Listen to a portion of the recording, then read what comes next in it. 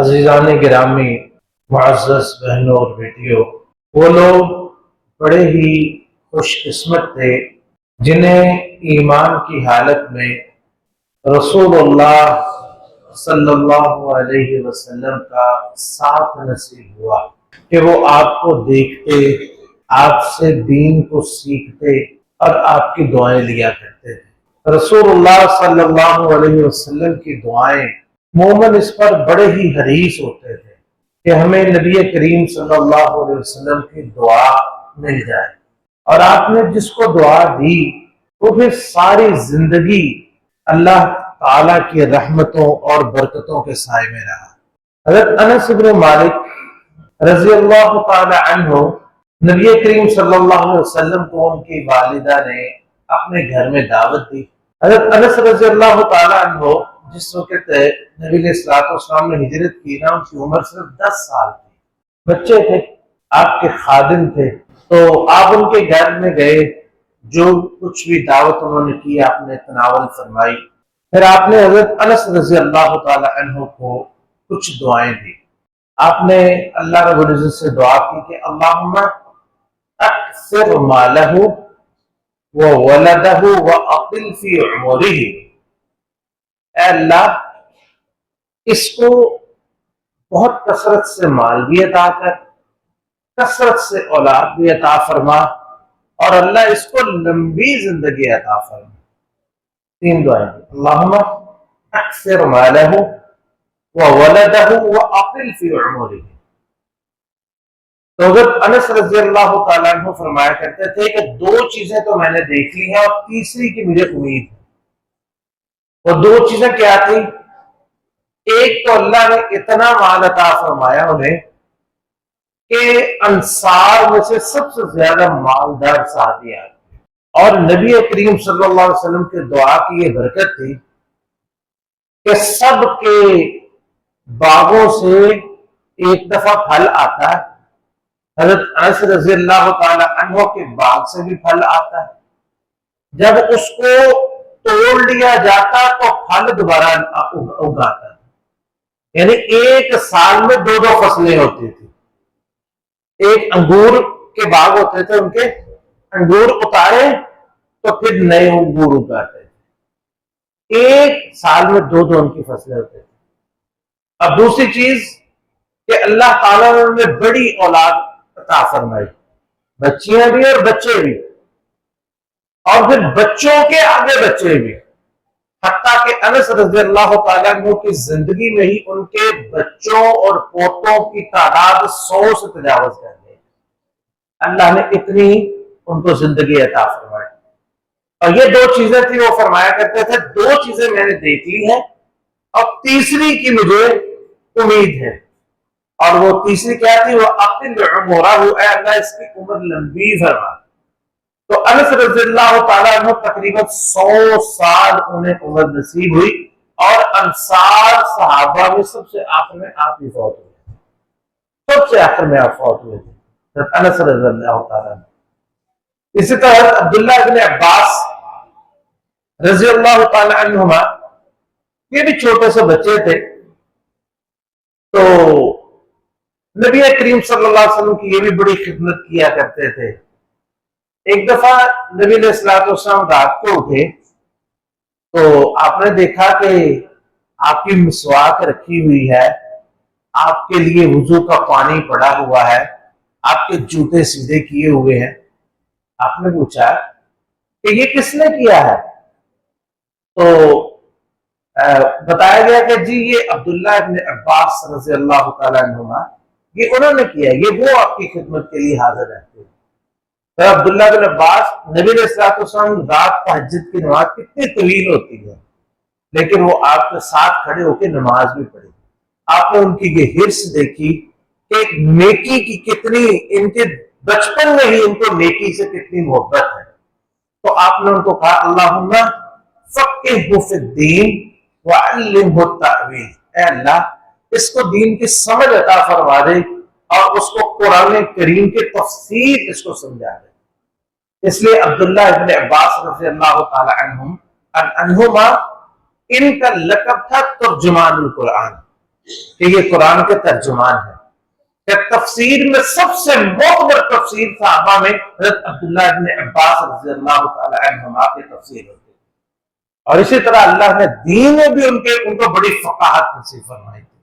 اور آج ہمارے پاس جتنی تفاسیر موجود ہے نا، یہ بات چلتے چلتے اکثر تفاسیر جو ہے عبداللہ بن عباس رضی اللہ تعالیٰ عنہ تک کی پہنچتی، یعنی جب تک قرآن پڑھا جاتا رہے گا اور اس کی تفسیر ہوگی، وہ سارا کا سارا اجر ثواب حضرت عبداللہ بن عباس رضی اللہ تعالیٰ عنہ کو نبی کریم صلی اللہ علیہ وسلم کی اس دعا کی بدولت ملتا رہے گا۔ اور نبی علیہ الصلوۃ والسلام آپ وہ دعائیں دیا کرتے تھے، مثلا آپ کی دعاؤں میں سے آپ کے ہاں کسی کو چھینک آتی تو آپ نے سکھایا ہوا تھا کہ جس کو چھینک آئے وہ کیا کہے؟ الحمدللہ، اور جو سنے وہ کیا کہے؟ یرحمک اللہ، اللہ تجھ پہ رحم کرے۔ تو آپ کے پاس صحابہ کو چھینک آتی، الحمدللہ کہتے تو آپ کہتے یرحمک اللہ، اللہ تجھ پہ رحم کرے۔ یہ منظر دیکھ کتنا خوبصورت منظر ہوتا تھا کہ اللہ کے رسول علیہ الصلوۃ والسلام کسی کو کہہ دے کہ اللہ تجھ پہ رحم فرما دے، اللہ تجھ پہ رحم کر دے۔ یہ منظر دیکھ کے یہودی کئی دفعہ نبی کریم صلی اللہ علیہ وسلم کے مجلس میں آتے اور آ کے نا ان کو چھینک نہیں آتی تھی۔ جامع ترمذی کی صحیح روایت ہے کہ کان یتعاطفون عند النبی صلی اللہ علیہ وسلم رجاء ان یقول لهم یرحمک اللہ، آ کے نا آپ کے پاس جان بوجھ کے چھینک لیتے، چھینک لے کے کہتے الحمدللہ، صرف اس امید سے کہ اللہ کے رسول علیہ السلام ان کو جواب میں یرحمک اللہ کہتے کہ اللہ تجھ پہ رحم کر دے۔ لیکن آپ یہودیوں کو یرحمک اللہ نہیں کہتے تھے، آپ ان کو کیا کہتے؟ یہدیکم اللہ ویصلح بالکم، اللہ تم کو ہدایت دے اور تمہاری عادتوں کو درست کرے، اسلام قبول کرو پھر ہم تمہارے لیے دعا کریں گے۔ یہ اللہ کے رسول علیہ السلام کی دعا کہ اللہ تجھ پہ رحم کرے، کتنی بڑی دعا تھی۔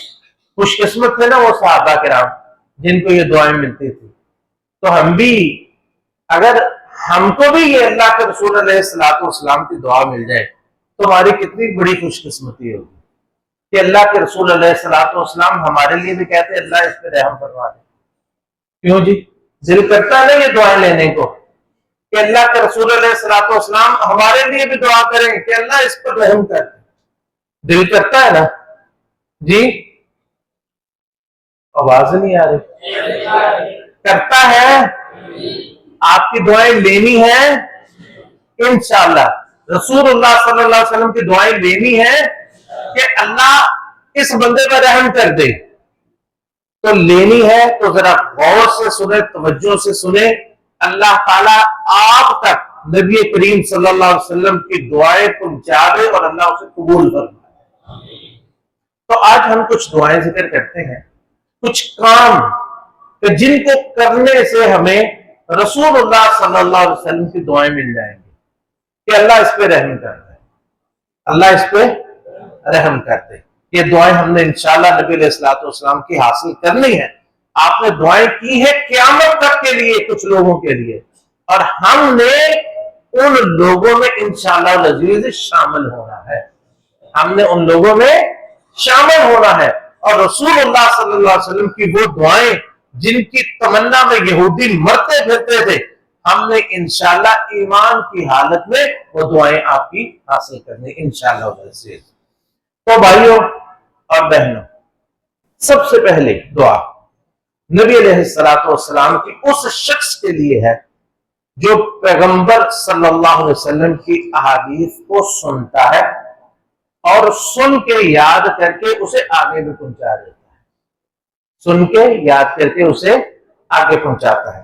حضرت زید بن ثابت رضی اللہ تعالیٰ عنہ روایت کرتے ہیں کہ رسول اللہ صلی اللہ علیہ وسلم نے ارشاد فرمایا، رحم اللہ من سمع مقالتی، اللہ تعالیٰ اس بندے پہ رحم فرمائے، اللہ اس بندے پہ رحم فرمائے۔ پہلی دعا اللہ اس پہ رحم فرمائے۔ من سمع مقالتی، جس نے میں محمد صلی اللہ علیہ وسلم کی کوئی بات سنی، میری حدیث سنی، حتی یبلغھا غیرہ، یہاں تک کہ اس کو کسی اور تک پہنچا دی، یعنی سن کے یاد کر کے اس کو لوگوں تک پہنچا دیا۔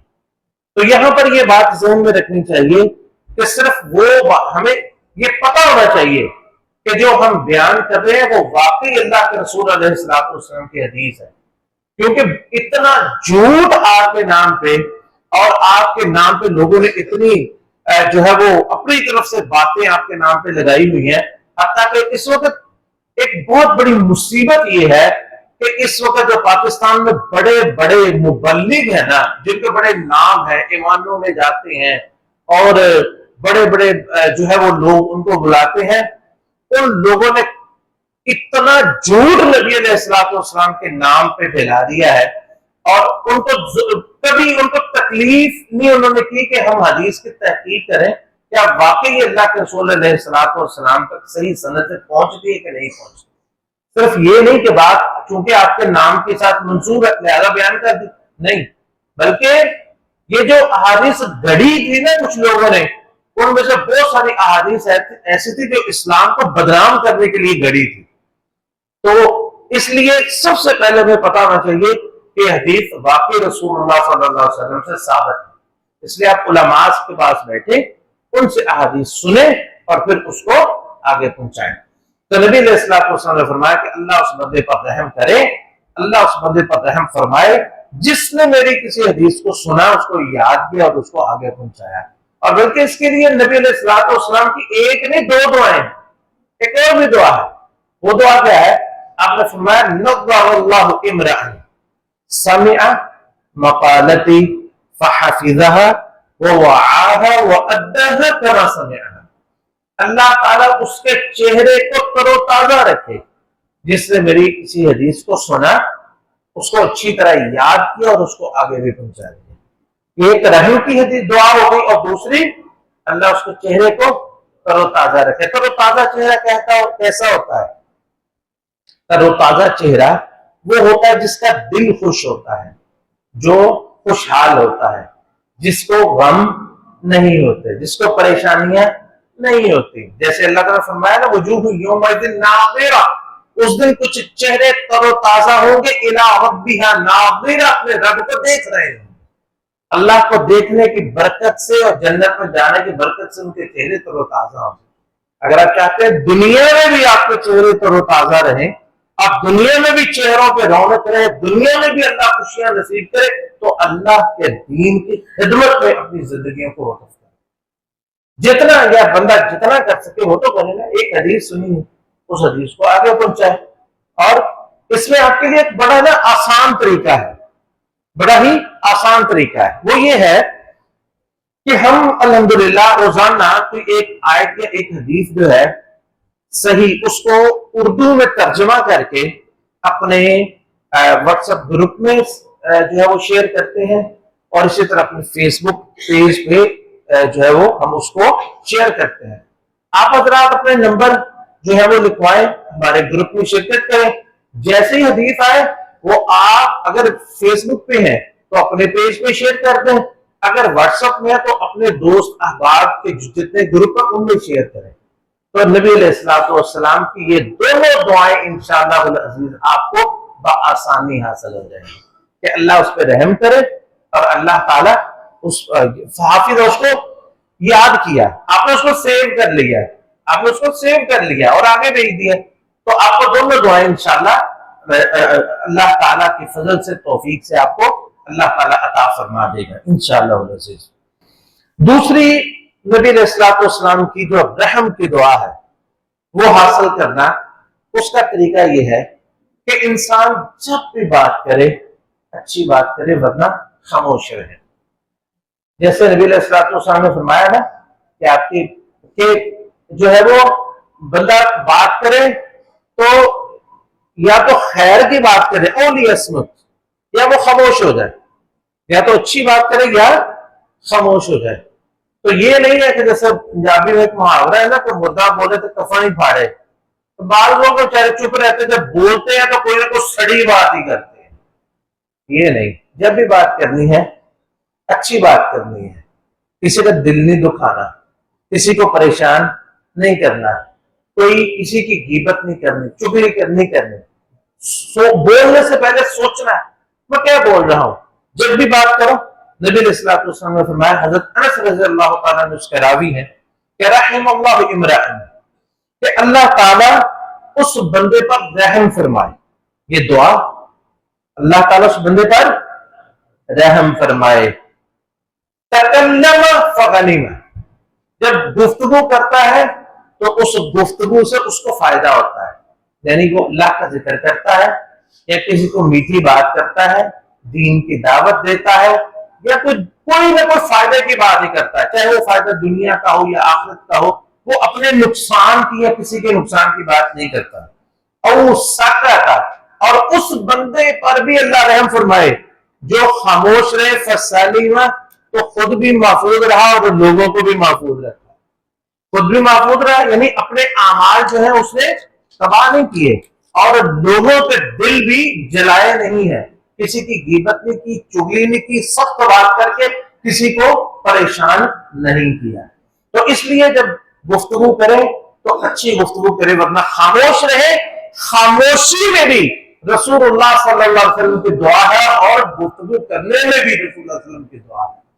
اگر آپ خاموش رہیں کہ تاکہ میں کسی کو تکلیف نہ دوں، پھر بھی دعا ہے، اور اگر بات کریں اور اچھی کریں تو پھر بھی آپ کی دعا ہے. تیسری چیز بہت آسان، ہم اس کو بہت جو ہے وہ اگنور کر دیتے ہیں، اکثر ہمارا اس پر عمل نہیں ہے. یہ بات مجھے یاد ہے کہ بعض دفعہ ہوتا ہے کہ بندہ کو بات سن لیتا ہے. ایک دفعہ منٹ گمری بازار میں عصر کی نماز پڑھی، وہاں پہ کسی شخص نے یہ حدیث سنائی تھی. میں چھوٹا سا تھا اور آج تک مجھے وہ حدیث یاد ہے. اللہ تعالیٰ اس بندے پر رحم فرمائے جس نے بھی وہ حدیث سنائی تھی، پتہ نہیں کون تھا. مسجد میں کھڑا ہوا، وہ اس کو کہا کہ آپ درس دیں، انہوں نے درس دیا اور یہ حدیث سنائی کہ رحم اللہ عمران صلی قبل العصر اربعہ، اللہ تعالیٰ اس بندے پر رحم فرمائے جو عصر کی نماز سے پہلے 4 رکعت پڑھتا ہے. یعنی وہ دیکھیں کتنے وہ فضائل حاصل کرے گا. ایک تو نماز سے پہلے آیا اور پہلے آ کے فرشتوں کی دعائیں بھی حاصل کی، فرشتوں کے ساتھ اللہ کے رسول علیہ الصلوۃ والسلام کی دعا بھی حاصل کر لی. رحم اللہ عمران، اللہ اس بندے پر رحم فرمائے صلی قبل العصر اربعہ، جس نے عصر کی نماز سے پہلے 4 رکعت آ کے پڑھ لی. عصر سے پہلے 4، تو بہترین طریقہ یہ کہ 2 کر کے پڑھی جائے. اگر 4 اکٹھی پڑھ لی جائے وہ بھی ہو سکتا ہے، لیکن 2 رکعتیں کر کے 4 رکعت پڑھ لے تو اللہ کے رسول علیہ الصلوۃ والسلام کی یہ دعا اس کو حاصل ہو جاتی ہے. اللہ تعالیٰ ہم سب کو اس کی توفیق دے. یہ صرف مردوں کے لیے نہیں، خواتین کے لیے تو اس سے بھی آسان ہے. خواتین کے لیے اس سے بھی آسان ہے، کیونکہ مردوں نے مسجد میں جماعت کے ساتھ پہنچنا ہوتا ہے، اور اگر وہ لیٹ ہو گئے تو پھر وہ نہیں پڑھ سکیں گے. اور خواتین اگر لیٹ بھی ہو جائے تھوڑی سی تو ان کو کیا ہے، وہ پہلے نفل پڑھیں گی پھر فرض پڑھ لیں گے. ان کے لیے مردوں سے زیادہ آسان ہے اس پہ عمل کرنا. تو اللہ تعالی ہم کو ہمارے چھوٹے بڑے سب کو اس کی توفیق نصیب فرمائے. نبی علیہ الصلوۃ والسلام کی دعا حاصل کرنے کا چوتھا طریقہ وہ کیا ہے؟ حضرت ابو ہریرہ رضی اللہ تعالیٰ عنہ روایت کرتے ہیں کہ رسول اللہ صلی اللہ علیہ وسلم نے ارشاد فرمایا رحم اللہ رجلا قام من اللیل فصلی، اللہ تعالیٰ اس بندے پر رحم فرمائے جو رات کو اٹھے اور پھر تہجد کی نماز پڑھے. ثم ایقظ امرأته، پھر اپنی بیوی کو اٹھاتا ہے، وہ آن کر کے وہ پھر سو جاتی ہے، پھر اٹھاتا نہیں، پھر کیا کرتا ہے، چھینٹے کو پانی کے اس کے چہرے پہ گراتا ہے اور پھر اس کو اٹھاتا ہے. نیند ہلکی ہو جاتی ہے، اٹھ جاتی ہے، اس کو کہتا ہے کہ تم بھی نماز پڑھ لو، بھی نماز پڑھ لو. اللہ تعالیٰ اس بندے پر رحم فرمائے. یہ اللہ کے رسول علیہ السلام کی دعا. اور دوسری آپ نے فرمایا اللہ اس عورت پر بھی رحم کرے. کبھی نیکی کی توفیق مرد کو زیادہ ہوتی ہے، کبھی عورت کو زیادہ ہوتی ہے، اور خوش قسمت ہے وہ جوڑے جو ایک دوسرے کو نیکی کی ترغیب دیتے ہیں. مرد عورت کو اور عورت مرد کو. سب سے خوش قسمت وہ ہوتے ہیں جو ایک دوسرے کو اللہ کی طرف بلاتے ہیں. اللہ نبی علیہ الصلوۃ والسلام نے فرمایا اللہ اس عورت پر بھی رحم فرمائے جو رات کو اٹھے نماز پڑھے اور پھر اپنے خامد کو جگائے، اٹھ کے نماز پڑھ لے تو ٹھیک، ورنہ اس کے منہ پہ چھینٹے مارے اور اس کو اٹھا کے اس کو بھی نماز پڑھنے کے لیے جو ہے وہ نماز پہ لگا دے. تو اللہ تعالیٰ ان دونوں پر رحم فرمائے، اس عورت پر بھی اور اس مرد پر بھی۔ تو یہ چیز جو ہے، سب سے پہلے تو اللہ ہمیں توفیق دے کہ ہم پہلے اٹھیں۔ سب سے پہلے تو ہم اٹھیں گے تو کسی کو اٹھائیں گے نا، سب سے پہلے ہم اٹھیں اور پھر جو ہے وہ اپنے گھر والوں کو بھی اٹھائیں۔ اللہ تعالیٰ میں اس کی توفیق نصیب فرمائے۔ پانچویں چیز جس سے نبی کریم صلی اللہ علیہ وسلم کی ہمیں دعا حاصل ہو سکتی ہے، وہ ہے خرید و فروخت میں نرمی کرنا۔ خرید و فروخت میں نرمی کرنا، یعنی کہ بات ایک پتہ نہیں بات کہاں سے مشہور ہو گئی ہے لوگوں میں، وہ کہتے ہیں جی کہ خرید و فروخت میں جو ہے وہ اتنی بحث کرو کہ تمہیں پسینہ آ جائے، اتنا جھگڑو کہ تمہیں پسینہ آ جائے۔ اب ایک بندہ سردیوں میں خرید و فروخت کر رہا ہے، اس بیچارے کو کتنی کلا بازیاں لگانی پڑے گی پسینہ لانے کے لیے ہے، تو پتہ نہیں کہاں سے لے کے آتے ہیں۔ نبی علیہ الصلوۃ والسلام جھگڑنے کا، جھگڑا تو آپ کو بالکل بھی پسند نہیں تھا، اب ان کو سمجھے کہ وہ شخص جھگڑا چھوڑ دیتا ہے حق پہ ہونے کے باوجود، اس کے لیے جنت میں ایک گھر کی بشارت، حق پہ ہونے کے باوجود۔ تو لیکن کبھی خرید و فروخت کریں گا تو یہ جو ہماری عادت ہے ہر چیز میں رعایت کروانے کی، اور ہر چیز میں جو ہے وہ خاص طور پر دیکھیں بعض لوگ نا، جس کو اللہ نے مال دیا ہے نا، اس کو چاہیے وہ ہر چیز میں اچھی نیت کر لے۔ مثلا کسی ریڑھی والے سے پھل خریدنا ہے نا، کسی ریڑھی والے سے سبزی خریدنی ہے، تو اس کو چاہیے کہ اس کو پتہ بھی ہے نا کہ مہنگی دے رہا ہے، اس کو صدقے کی نیت سے انسان دیتے ہیں، کیونکہ جس کو اللہ نے مال دیا ہے اس کا 150 چلے بھی جائے گا، اس کو کوئی نقصان نہیں ہے، لیکن اس بندے کا بہت فائدہ ہے، اس کے لیے 150 کی بڑی اہمیت ہے۔ دیکھیں ہم جس کے پاس مال ہوتا ہے، بڑے بڑے مالوں میں جاتے ہیں تو وہاں پہ جا کے خرید و فروخت کرتے ہیں اور بڑا فخر محسوس کرتے ہیں، قیمت بھی نہیں پوچھتے وہ لوگ، آپ کو قیمت بتانے کے بھی روادار نہیں ہوتے، وہاں لکھی ہے وہ دیکھ لیں، اور وہاں پہ آ کے کاؤنٹر پہ پوچھیں گے نا کتنی قیمت ہے، وہ بتائیں گے نہیں، اس کو پتہ ہی نہیں، اسے ٹیک کرنا ہے مشین میں، اس نے بل نکال دینا ہے، آپ نے دے دینا ہے، ایک لفظ نہ پوچھنا نہ بتانا، وہاں پہ ہم بحث نہیں کرتے۔ اور چھوٹے چھوٹے غریب دکاندار جو ہوتے ہیں، حتیٰ کہ کسی وہ موچی سے جوتا سلوانا ہونا کتنے 20 روپے نہیں 10 لے رہا، ہم وہاں پہ بھی بحث کریں گے۔